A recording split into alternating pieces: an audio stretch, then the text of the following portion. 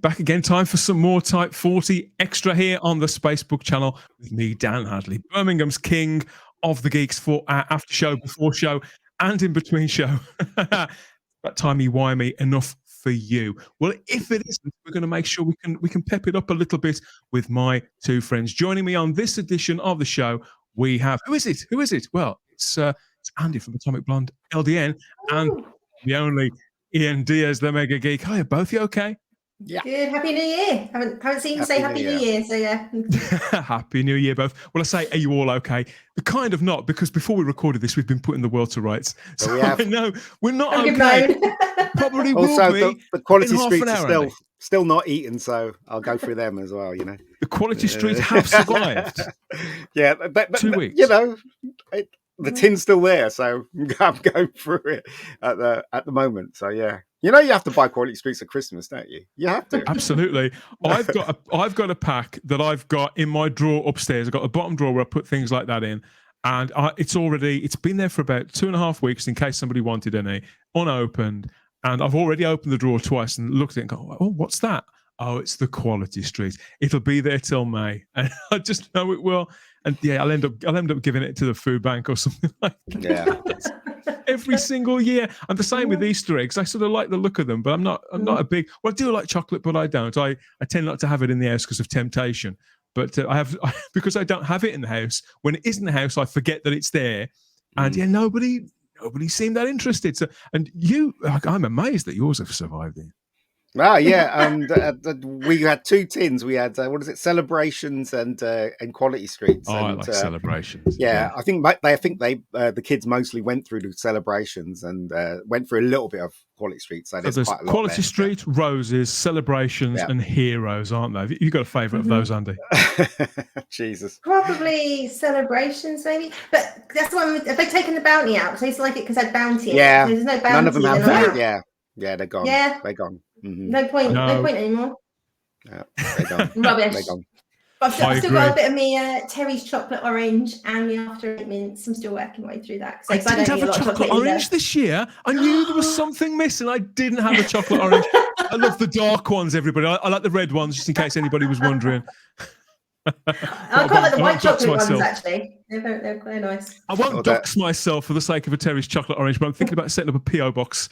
Just on the off chance that I might get one. Yes, if you're enjoying all this nonsense so far, please like the video, subscribe to the channel, and hit the cloister bell to get all the notifications about what we're doing next and where we're doing it and when and all that kind of thing. This is the show where we sort of scroll across the Whoniverse, clocking the fixed points and the not so much for a big old geeky ramble about something Doctor Who related. And this time, I thought we could catch up, guys, not just with one another, but with Doctor Who family as well. One particular member of the Doctor Who family who has, I think, since she left the show, like 10, 11 years ago now, has gone on to arguably bigger things. Whether they're better, I don't know. That could depend on who you are and how you look at things. But yeah, we're gonna be taking a look at Karen Gillan in a couple of minutes.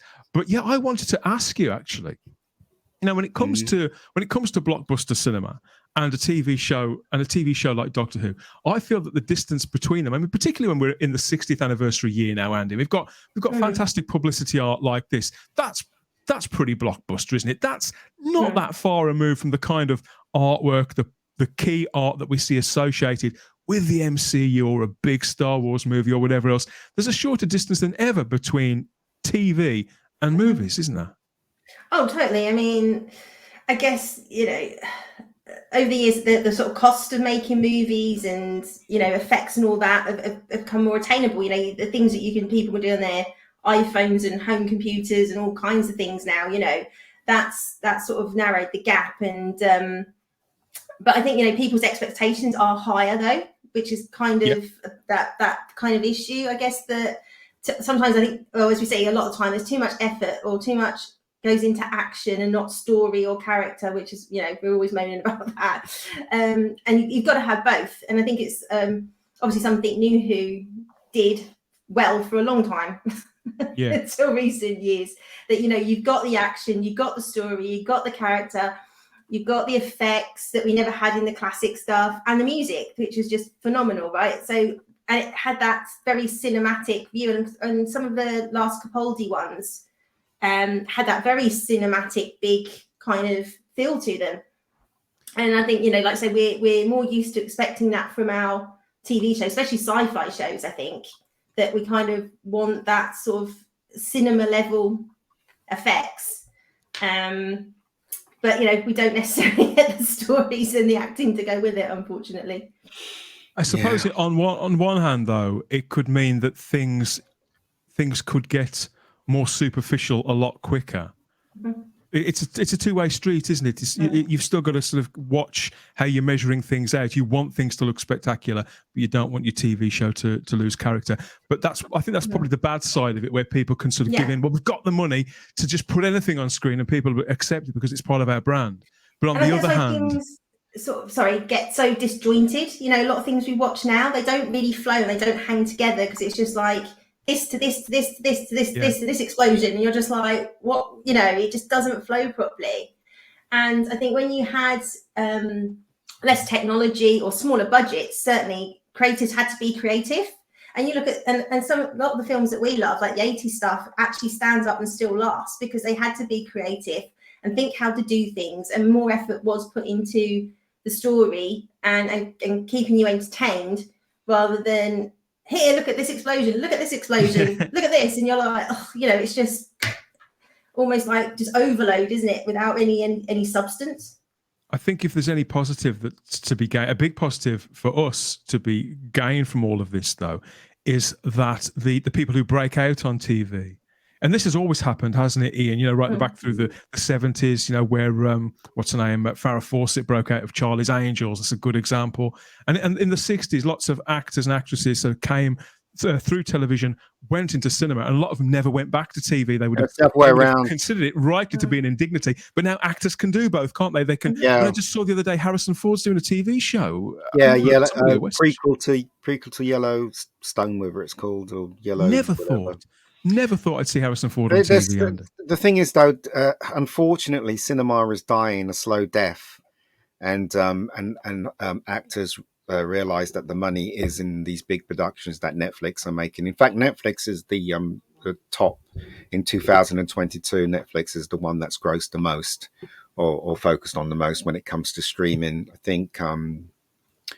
think Disney's number 3. I thought Disney would be number 1, but it isn't. It's number 3, and then there's the other, Amazon is second, I think. So Netflix is so the actors, they just want to work, And as Ricky Gervais said in Golden Globes, he said, if ISIS did a company, actors will go and work for them as well. Do you know what I mean? That's how desperate they are, and it's true. They'll, as in the 40s and the 50s, it was the other way around. If you were on TV, right, and you tried to make transition from TV to cinema, they won't have it. And the same thing in the 70s as well. Like Linda Carter couldn't get a break. She wanted to do more movies, but she was always going to be known as Wonder Woman. Same thing with Lee Majors. Same thing with Bill Bixby. Bill Bixby couldn't take the transaction between TV and cinema because nobody would hire him. They say he's like a TV actor. But now you're right, Dan. People can go from TV to Netflix to a big movie and go round in a big circle. Just keep going around making money. You know what? I bet the Hoff is kicking himself. He was just 20 years too early. Yeah. Oh, the Hoff, just like, come on. Yeah. Ledge. This has been brought home to me today, in fact, when I saw this video up on YouTube. It's on the channel. Now, I want to make sure I credit this channel because it's their work. It's ACB Tyson have put this together. Now, I'm having to turn the music off because I don't want to get a copyright strike, but I think we could probably do the music between us because this is no pressure. It's not like being in assembly at school. But this guy, he has done what Karen Gillan's done, and he has mashed together the Marvel Cinematic Universe and the universe of Doctor Who. So check this out. Hang on, where is it? Oh, this is ridiculous.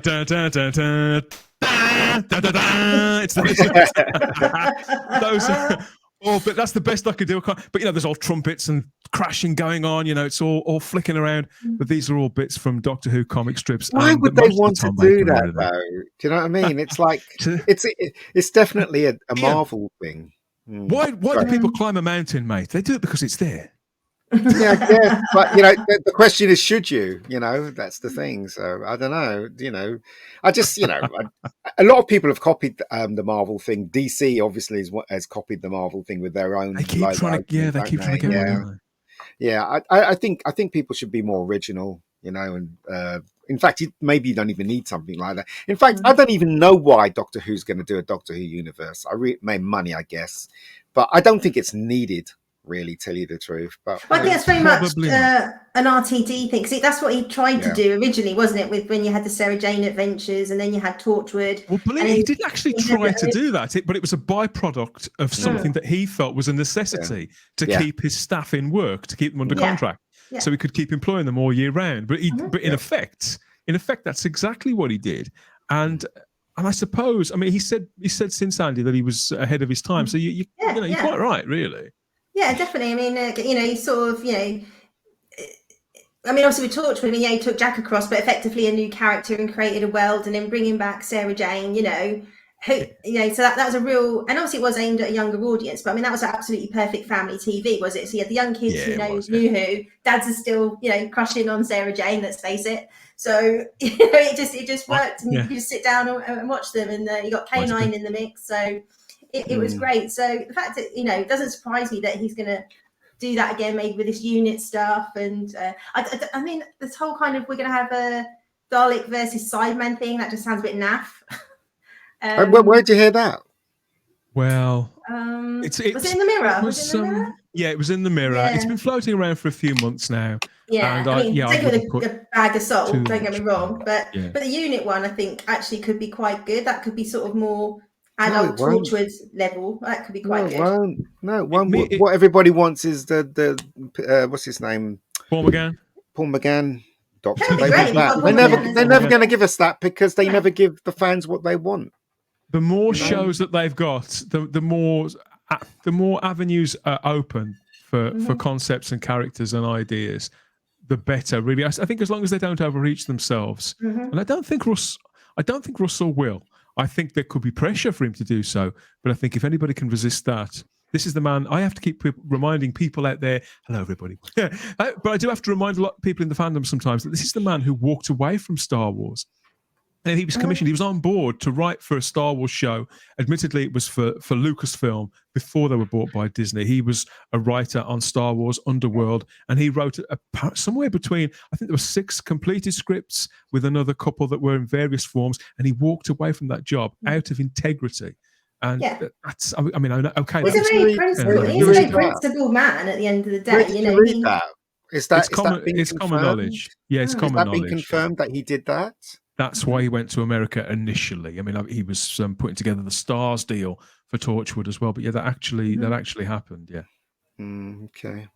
It was all over creative control, and he felt that they were bending his scripts out of shape. There was too much interference. Well, it's not his IP, so and he knew that. That's why he walked. Exactly. Yeah. So that shows that a lot of people these days, it's all about getting your name on IMBD and the cash. They don't, you just look at the tripe you're getting rolled out across Lucasfilm and stuff. So to have something that much integrity going, actually, it's about the creative process. It's about making a good product, not about how much money I'm getting, is a very rare thing these days.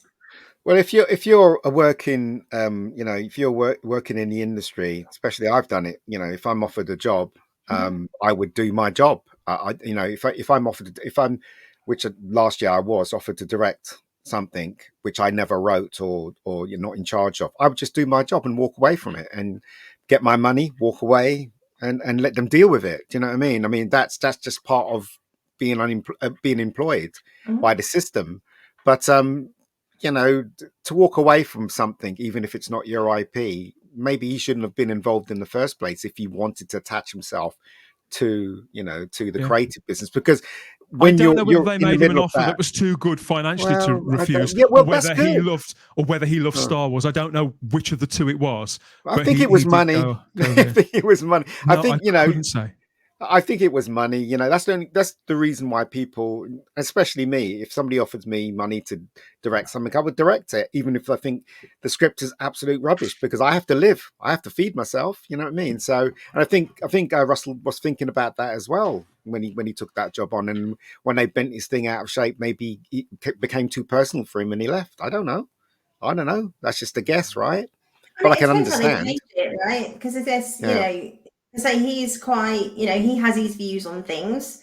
And if he felt it was going in a direction that I know didn't suit his beliefs or morals, whatever you want to call them, then again, he's the sort of person I would see walk away saying that's not the messaging I want, or that's not Depends. not the direction I take it in, If you're hired to write something and they have a parameter and you write something the best of your ability and they go, well, we don't like that, we want to change this and this and this, they're within their right, to do it. Absolutely. It doesn't belong to you. Right? They're the customer Yeah, at the end of the day. so you're like, okay, fine, you go for it as long as I get my paycheck. Do you know what I mean? Because you've hired me to put my ideas on, and you don't like my ideas. Fine, just pay me, and I will go away. So, but people get emotionally attached to things. Do you know what I mean? And I've learned a long time ago not to get emotionally attached, especially if it doesn't belong to me. So it depends who you are, I guess. And I guess Russell T was like, you know what? I've put my imagination into this, and they've twisted it and they made it worse. I'm out here. Do you know what I mean? That's probably how he was. So He's not ever said a great deal about it. He hasn't gone into details, but then again, he hasn't. He still hasn't on the whole Chris Eccleston thing. Chris has been talking about it now, but Russell is still fairly quiet. I think he's acknowledged the fact that Christopher Eccleston has spoken about it, has broken his silence, but he's kind of signaled that it's okay and that he understands. But he's never actually said, oh, he's kind of right about this or right about. He's never given an interview. He's never given a response to it. And again, it's down to him. It's down to his integrity. Maybe they've spoken privately. We will probably never know because people do, don't they? But I think it's not our entitlement to know. Yeah, I think it's good that he hasn't responded, because it just goes to show he's a bigger man than Chris Eccleston. And we don't know what actually happened. We've read about what happened, but the truth is far more stranger than the stuff that you read. So the truth may be completely off. Russell T might have been a complete arsehole to Chris, or it might be the other way around, but we just don't know. And quite frankly, thanks, Chris. And quite frankly, I don't care. Let them deal with that. It's got nothing to do with me. It's none of my business. All I want is good Doctor Who. That's all I want. Absolutely. And one person who arguably their career has been made by Doctor Who doesn't seem to put a foot wrong with anybody is and Ian, you're going to love this. You love her. I know you do. Karen I Gillan. do. You know what? Right? She just comes across as really honest and such a nice person as well. And she loves showing her legs, don't she? This one, everything I've seen her in, she's shown her legs for some reason. I don't know why. She's what the tabloids would have called in the 80s leggy, isn't she, Andy? Yeah. Well, legs up to her armpits, as I used to say. Yeah. I think I've said this several times. I really like Karen Gillan. I know that lots of you guys out there are quite, I think the word is thirsty. I don't fancy this woman. She's actually too leggy and too skinny for me, but I really, really like her as a person. I agree with you completely, and I think she's so likable. I think she works really, really hard. She has a lot of fun, and she doesn't seem to have ever lost sight of who she is and how she got there. She's not a massive social media user that I'm aware of, but she just turned up. Like when it was her birthday a few weeks ago, people were tweeting at her and whatever else, and she took the time to just put out a tweet and say, cheers, thanks for thinking of me, and a few little emojis. And that's fine. That's all people really want. A little kiss back, isn't it, Andy? Yeah, definitely. Like saying, as an actress or a person, she seems very nice. I wasn't particularly a fan of the Ponds. I've kind of, since rewatching it, I've probably mellowed a bit towards them, but I just found her inherently annoying. But But yeah, I mean, And like it, she outstayed her welcome. That's the Ponds outstayed their welcome. You see, yeah. what's his name? Moffat. He didn't know when to stop with those No, things. all You know what I Moffat's mean? companions did until Bill. Yeah. I mean, the reason why you say that, Andy, is because she should have left. Her and what's his name, Rory, should have left Rory. ages ago. That's what I'm saying, and that's why you're saying that. well, But when she I started, don't know. I didn't like her from the get-go, to be oh, fair. didn't you? Oh, No, I liked her. What does Amy Pond do in every episode? She runs around screaming, "Doctor!" That's all she does the whole episode. No, she every doesn't. episode. Yes, she No, does. she doesn't. She runs. She runs around in shorts, screaming That's "Doctor." annoying. Do you know what I mean? You got to get that right. You got to get that right. Well, whatever she did, shorts, yeah. whatever she did, and however she did it, Ian. She got it absolutely right. These are the kind of shorts that you were talking about. Yeah, because whatever she did, it absolutely worked. Karen Gillan has absolutely made it. She's 35 years old. She had a birthday just before Christmas. She's from Inverness in Scotland. And it says on IMDb, she gained recognition in the British film and TV industry for playing Amy Pond, the primary companion to the 11th Doctor, and then made that transition to Hollywood. She's a massive horror movie fan. I think that's pretty well known, isn't it? Yeah. And in 2013, was in that film Oculus. We saw Ice. I've never seen that even. It was all right. It was all Horror right. fans like it. Horror fans really kind of rate that movie. It's okay. Right. It's something a bit different. It was quite good. It was her brother, isn't it? She was with her brother, and as I recall. Because their parents had been killed, and it was all to do with the in the story. She was in the story, and her and her brother go back to try and get the thing that killed their parents. Yeah. It was all right. It was okay. I do like her as an actress. I think she's got a very interesting face. She's quite pretty, obviously, but she's not classically pretty, if you know what I mean. But she's got this very interesting, likable face, and she's a likable person. She comes across as a likable. I hated that film on top left, though. That film was absolute nonsense. Gunpowder Milkshake. I don't know why she was in there. I agree. I thought it was absolutely terrible. Well, I suspect that we know that she's a horror fan. She seems to like schlocky fiction. She seems very aware that schlocky stuff is fun just because it's fun. She's under no illusions about any artistic merit of it. I get the impression Karen Gillan wanted to make an action movie, just like she wanted to make a horror movie. And this came her way, so she made it. And she tried to bring the Uma Thurman's, Andy, and I don't know if did you see that one, Gunpowder Milkshake? I haven't. No, I haven't. Terrible. I did really like her in Jumanji, though. I thought she was great in Jumanji. Where she plays Ruby Roundhouse in those two. Apparently we're getting a third one of those Jumanji movies. I really love those. Gunpowder Milkshake was next to unwatchable in my view. A lot of good people in it, but next to unwatchable. And that's her other film that she's made with Aaron Paul from Breaking Bad. It's called Jewel. Came out a few months ago. Apparently that's really good too. And there she's Nebula in the Marvel Cinematic Universe as well, isn't she? Almost unrecognizable under all that blue, like it's like she's escaped from somebody else's movie, the James Cameron film. Blue. Blue does seem to be the colour, doesn't it? It does. I mean, I do think that generally she makes good choices, and I'm under the impression because she hasn't made a ton of blockbusters, and yet when was that first Guardians movie? Like 2014, something like that. She has made a lot of blockbusters. I mean, the Guidance films are very successful, and the Jumanji films are really successful. That horror film she was in was quite successful, and I don't know about this one. That's probably going. So she has done extremely well. Netflix film as well. There was a Netflix film this year, wasn't it? That done okay. Yeah, what I'm saying, I actually, having said that, I was going to say she hasn't jumped from blockbuster to blockbuster to blockbuster, but then again, Marvel have had her under contract, haven't they? And I forget that they use their actors in the Avengers movies. I think she's in that fourth Thor film as well. I haven't seen that. But you see, what you guys don't know, or maybe you do know, is that once you get to that status, they become sellable objects. So, like if you're trying to get somebody to finance your film, or Warner Brothers or whatever, or independent investor, you have like a business plan. You go, right, who have you got in it? Right, I've got so-and-so, I've got so-and-so, I've got Karen Gillan, and and she's worth. Some people would see a film because she's in it. Do you know what I mean? So that's how she's become, sellable.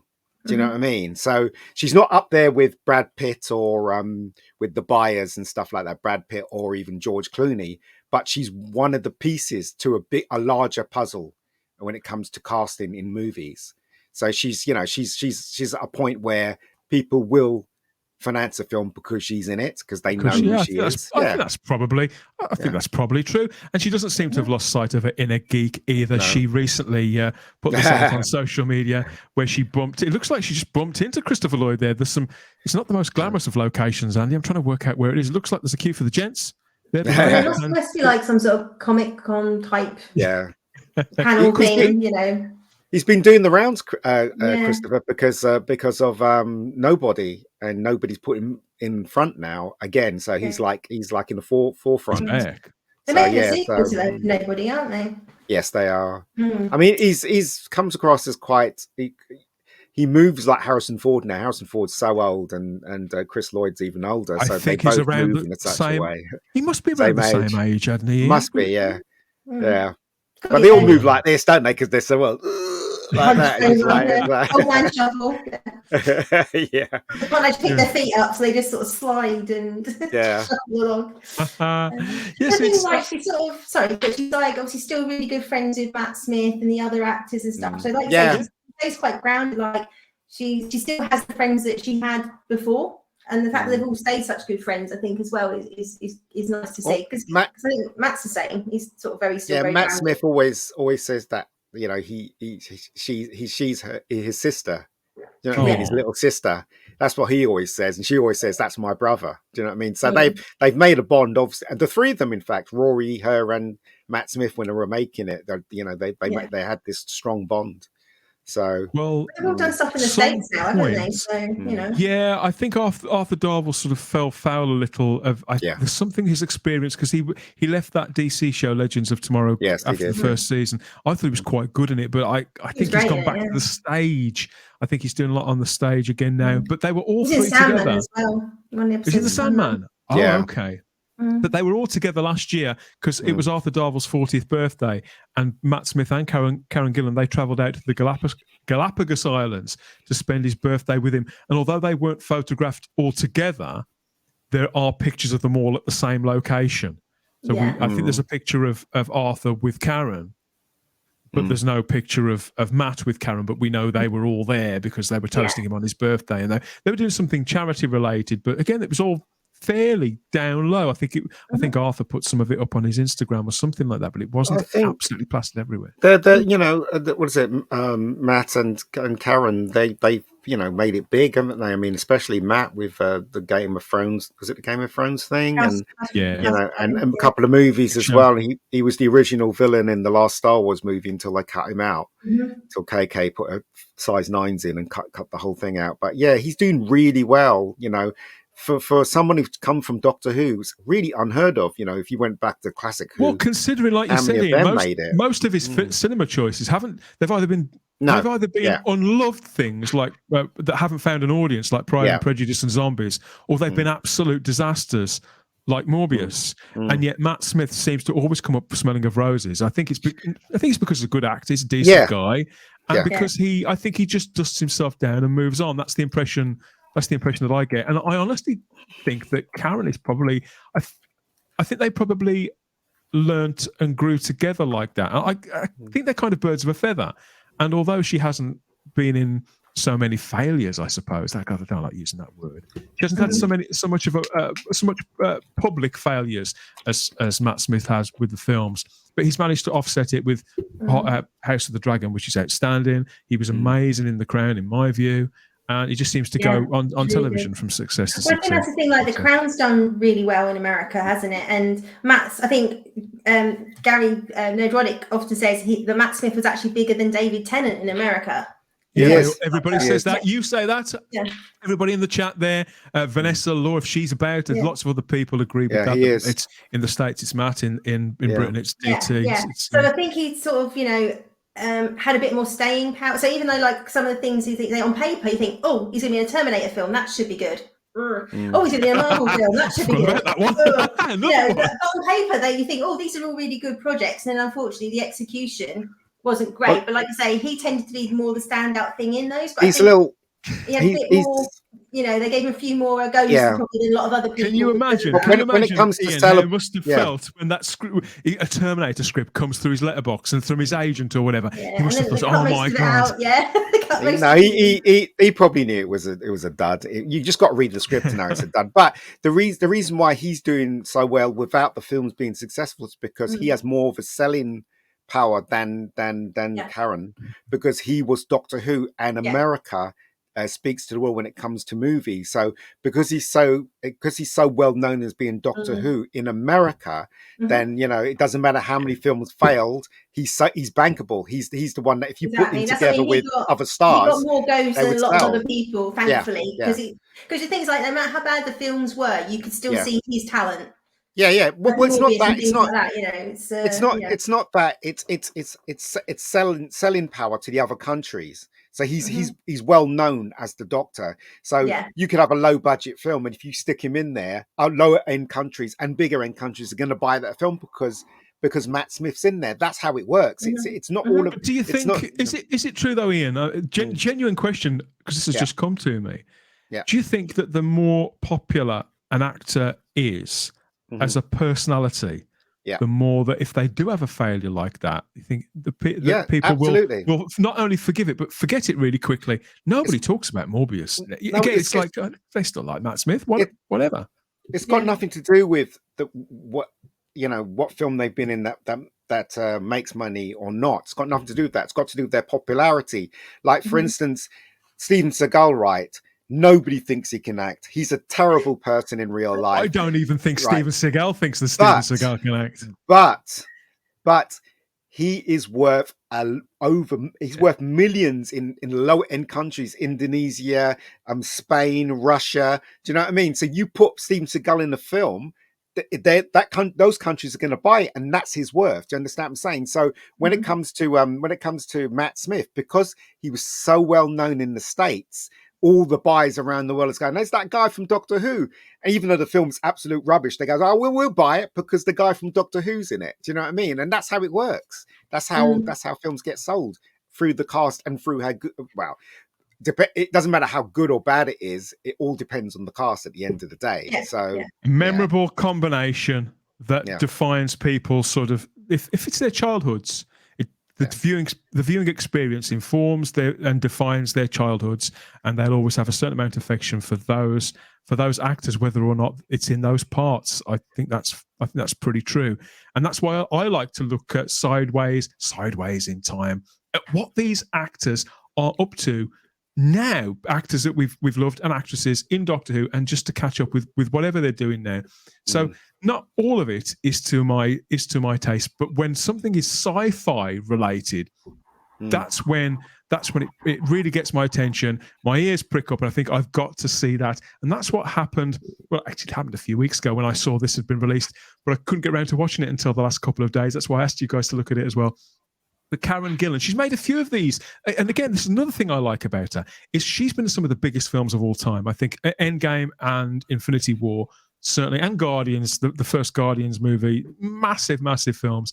And yet she's quite happy to go and make these independent short films or things that form part of an anthology, like the film we're going to talk about now. It's a short movie, Ian, from this label Dust, which, as I understand, Dust, they boast that they present thought-provoking sci-fi content exploring the future of humanity through the lens of science and technology.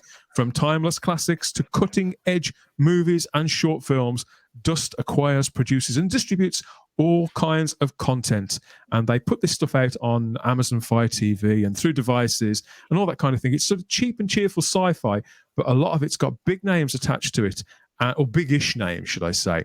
This one had got Karen Gillan in it, and it's called Eureka. So it's a short movie. It lasts just 20 minutes. I sent it to you guys. Ian, you're chomping at the bit. What did you think? No, I'm just saying that it's an independent company, but they're obviously financed by some other big company as well. So not so much independent. It's got something running underneath, because there's no way they could. I saw Dust production with Matissa, I can't remember who was in it, Minnie Driver, and the woman that played Spider-Man's aunt, can't remember her name. Marisa Tomei. And I saw one, and they had other stars in there as well. So there's no way these people are struggling to make something like this. So they've got the money. They can. That's the reason why Karen did it, because obviously it's something of standing this stuff. But anyway, apart from that, I thought this was very silly, and I still don't get. I still don't get it. I'm like, even at the end, I was sitting there going, "What?" You say it's the only reason that she did it, but this movie was directed by somebody called Laura Moss. But more importantly, it's from a script by Nick Kosher, and that's not a name that many people will recognise. But Karen Gillan knows it quite well because it's her husband. Yeah, well, see, that's the reason why she do it. I literally thought I only watched it because of her. I literally thought it was absolute nonsense. Personally, I mean, it was well lit. Well, it made no sense at the ending. I thought there was going to be some kind of big reveal of her idea, and it was absolute. It ended. Well, just to set the scene for people, if you haven't seen this, and the links will be in the description of the video. If you to go and watch this, if you haven't seen it already, it's only been out a few weeks. So it's a sci-fi comedy short movie. It's called Eureka, part of this Dust Line, and it stars Karen as a lazy, uninspired woman who is visited by an otherworldly guy who is responsible for giving humanity all of its great ideas.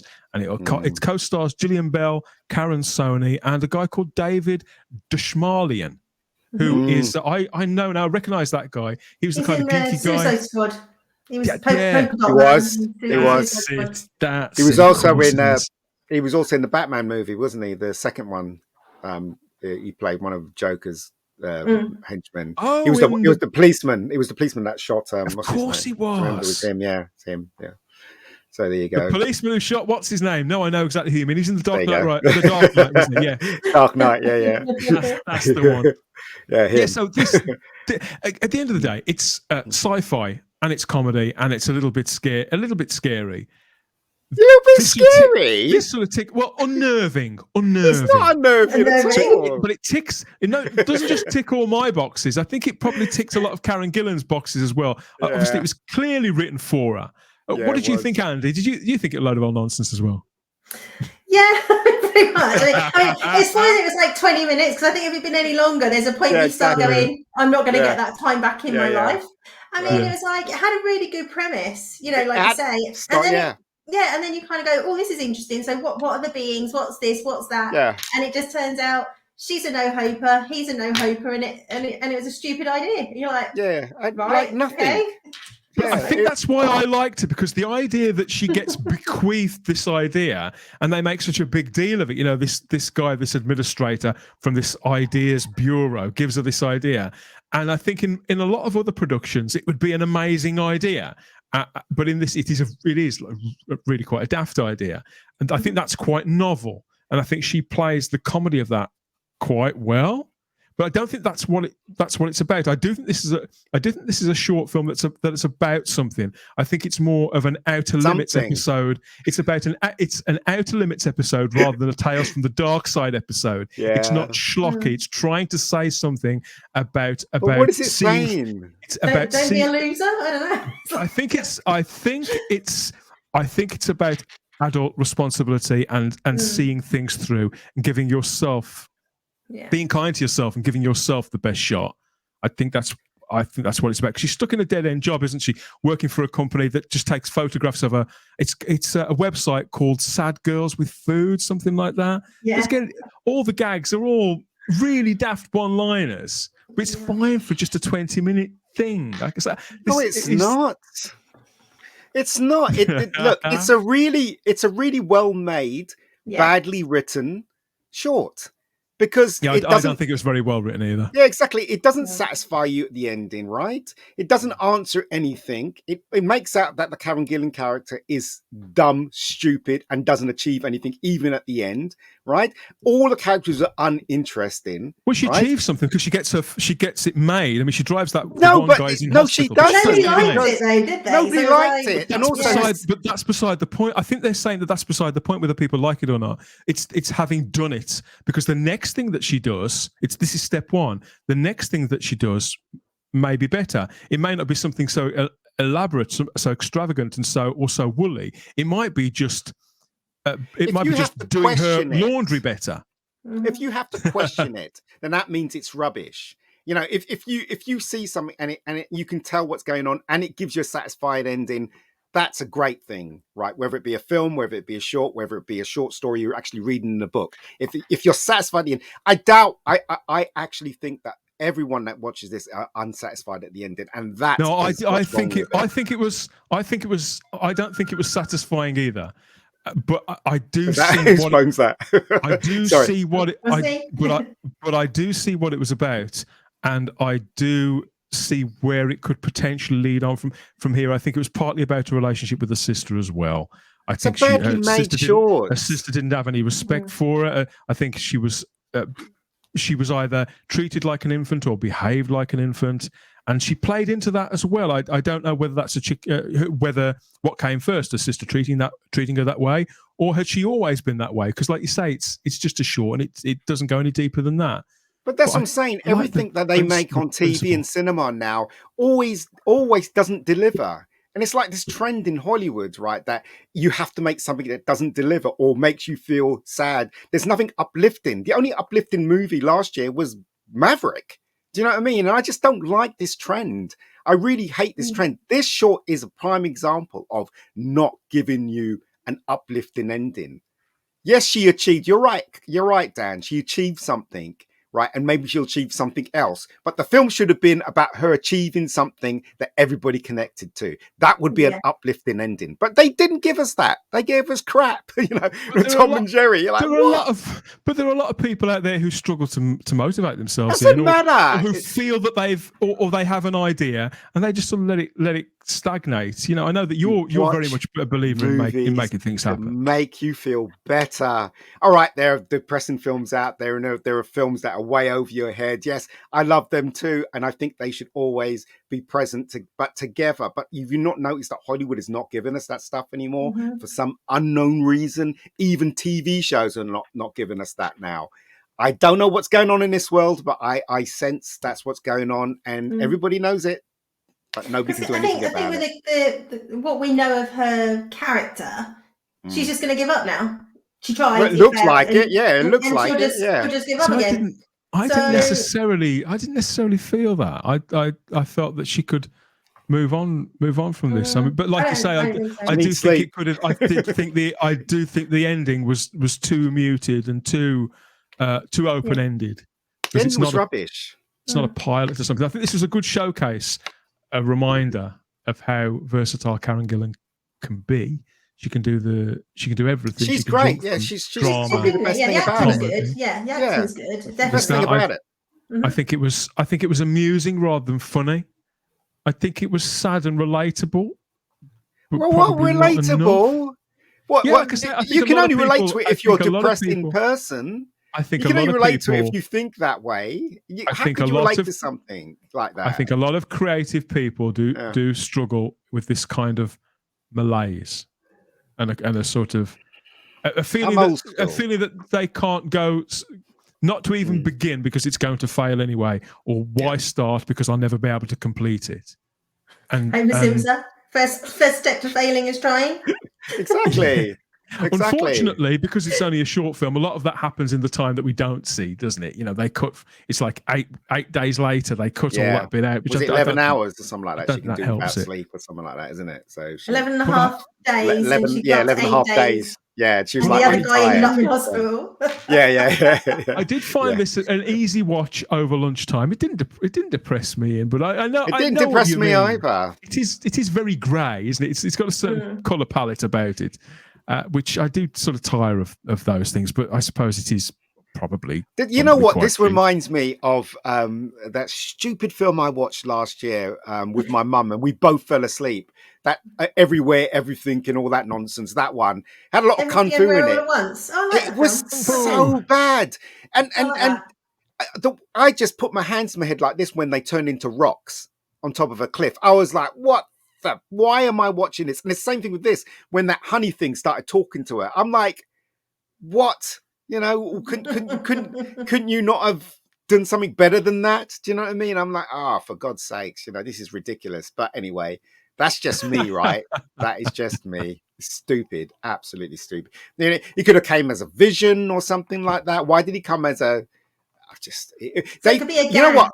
gang. They think they're clever, right? But as Yeah. far as I'm concerned, they're being stupid and not giving something back to the audience. What it is, right? People who write this stuff, right? They write it from themselves, right? And they don't consider people watching it. They're into themselves and they write this stuff. I see what you and mean. they just send it out there. That And- scene in and this where because they they say have the power to do that. that scene in this where they say the C word numerous Yeah, times was yeah. there to amuse them Yeah, rather than us. the audience. Because that scene was that line, that wasn't funny. There's no real need for that to be in there. I keep saying, right, go back last year, right? Even though I thought Maverick was okay, it was for the audience, right? You can see the bit where he's in the plane. Everybody, you're at the edge of your seat. It's for you. Do you know what I mean? The ending, he achieves it. No, Ian, don't tell me the ending of films I haven't You seen. know what it's going to be at end. You know what's going to happen at the end. Oh my God. Don't let me unplug my headphones again, because I will. But what I'm saying Don't is tell that me.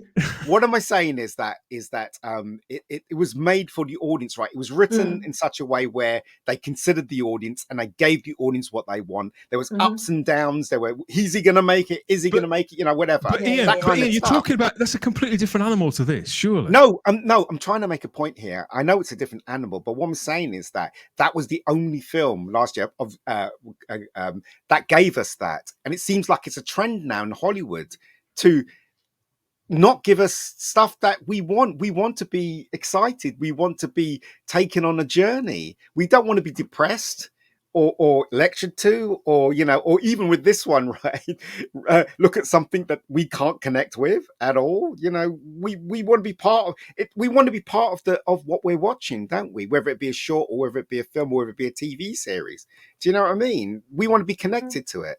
And I didn't feel connected to this at all when I was watching it. Basically, you meet this girl whose life sucks and her life still sucks at the end of it. Well, great. Yeah.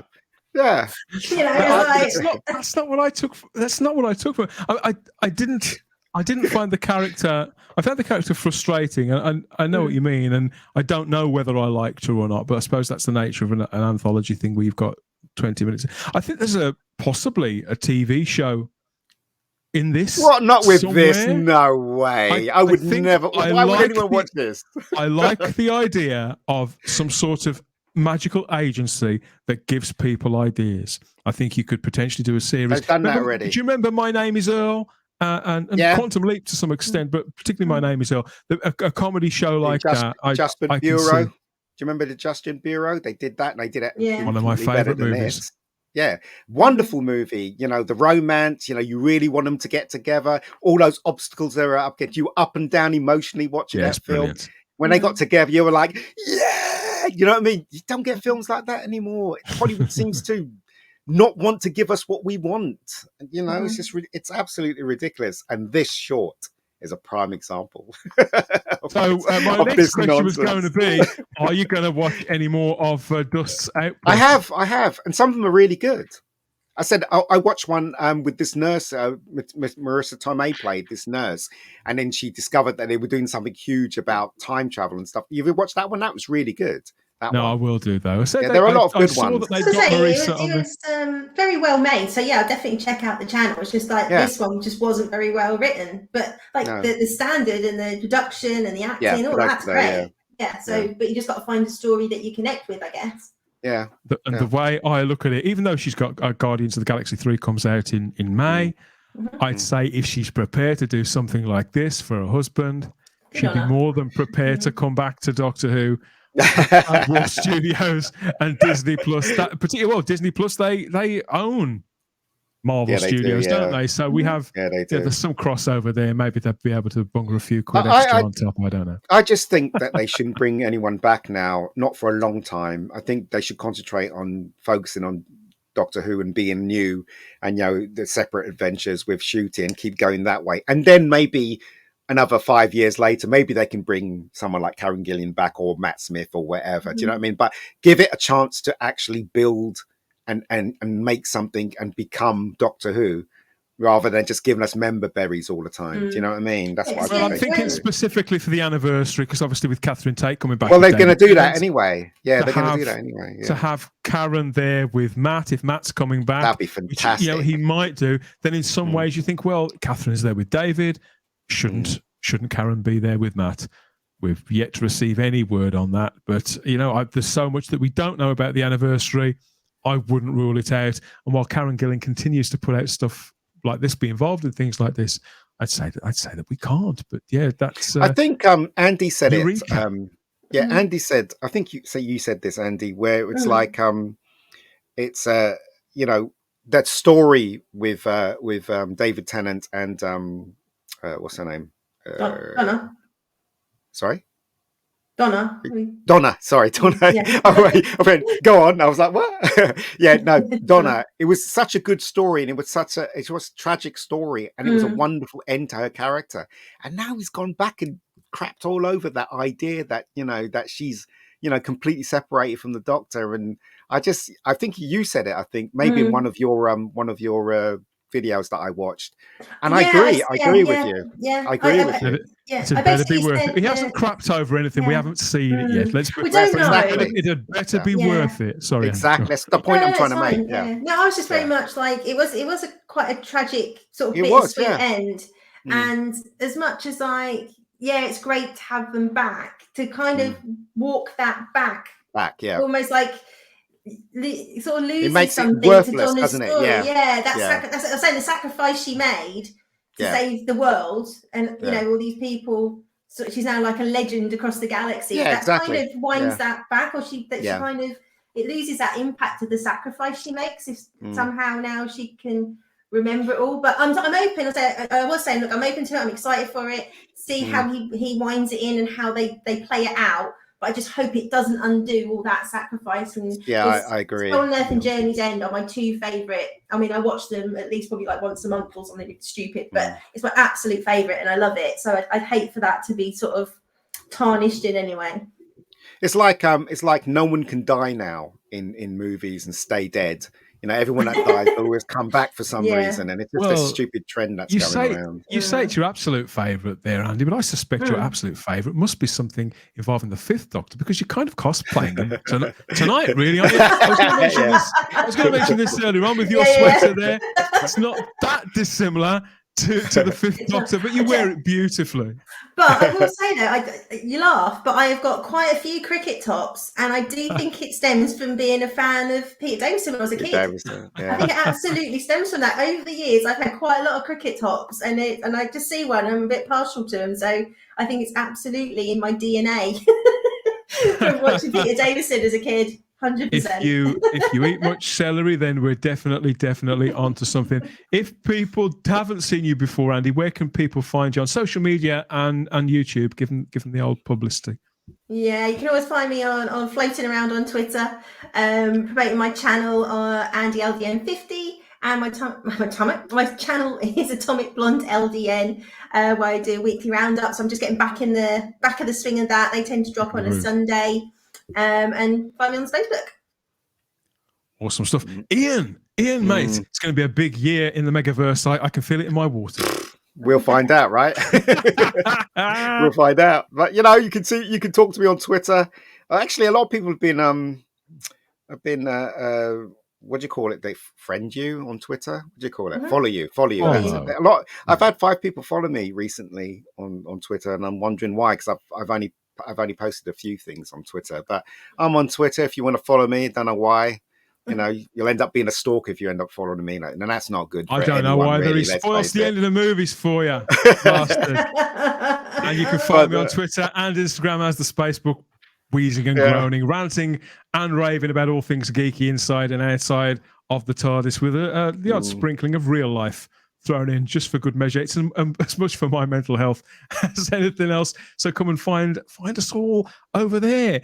I think that's it for this time. Let us know what you think of all of this. Go and check out Eureka on the Dust channel. The link for that will be in the description, and then come right back here to the comments section, and you can direct all your fire at me. If you think it's as hopeless as these two guys think it did, what's he made me watch now? No. So yeah, let us know what you think of it all. And more to the point, what do you think about Karen Gillan? Do you think that she could come back to Doctor Who? Do you think this is a good sign, the fact that she's willing to do Dross, like that she's willing to do this? Do you think it's likely that she could come back and that Matt Smith could be back? That question is not going to go away until we get confirmation one way or the other, and you can safely discuss below. Please like the video, subscribe to the channel, hit the cloister bell to get all the notifications about what we're doing next, when we're doing it. Lots of these extra videos, the podcast, the live streams, whatever else comes up. Thank you for your time, everybody, and thank you for your company, the both of you. It's blown away a few cobwebs, haven't we? That's it. Okay, so that's it for this time. We always have the time if you have the space here at Type 40, but we'll speak to you all again on the next one. Bye-bye.